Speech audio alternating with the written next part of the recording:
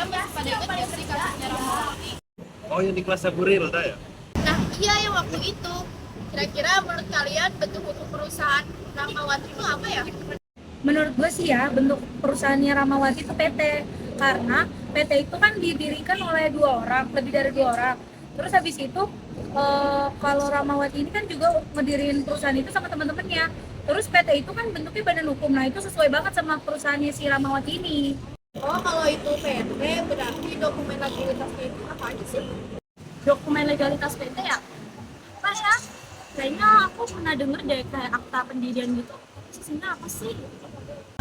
Kalau misalkan legalitas PT itu benar sih kata Rifka, harus ada akta pendirian yang dibikin di depan notaris.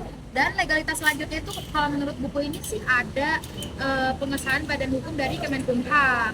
Habis itu harus ada NIB melalui OSS.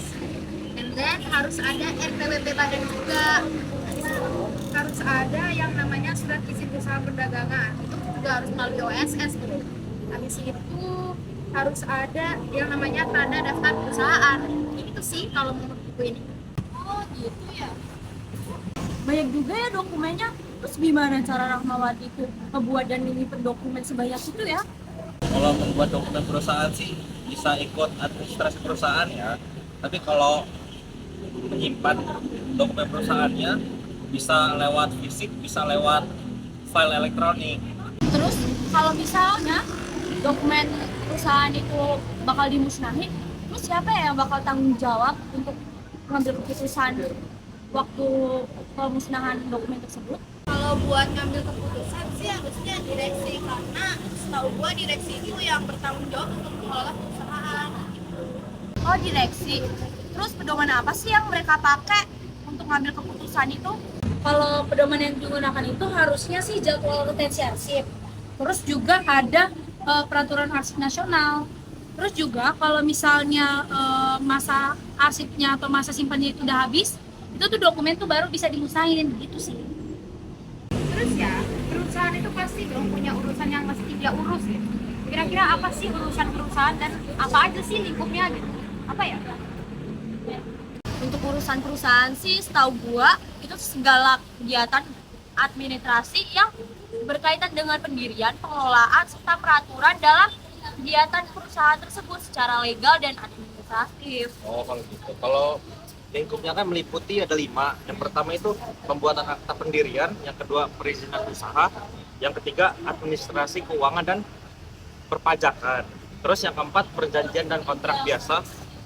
Yang kelima kearsipan perusahaan. Itu sih kalau yang lingkup.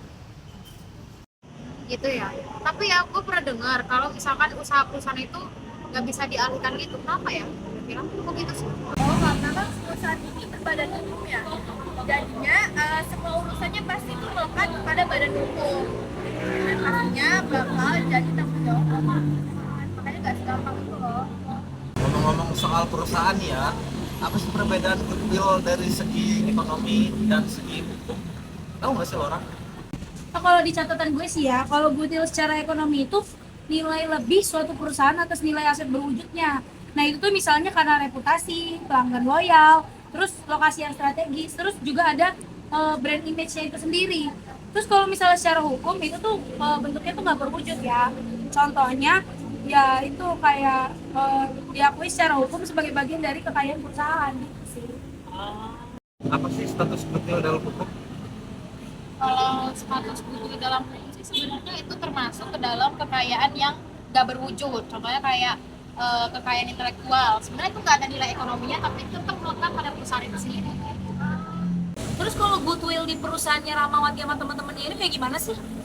Dari yang gue baca sih itu karena reputasi di restorannya tuh udah terkenal, terus juga brand restorannya tuh juga dipercaya masyarakat. Oke, kalau dari pendapat gue ya, karena manajemennya itu profesional, jadi itu ngebuat pelanggan tuh yakin sama kualitasnya. Terus karena lokasinya strategis juga sih, jadi itu tuh jadi poin plus loh buat cabang-cabang itu atau perusahaannya Rahmawati itu menurut gue ya. Tapi kalau ngomong-ngomong goodwill itu karena pelayanannya ramah juga nggak sih, pelayanan ramah, habis itu dia patuh juga sama hukum. Jadi publik tuh percaya sama dia. Iya, Oh, iya sih. setuju sih gue kalau gitu.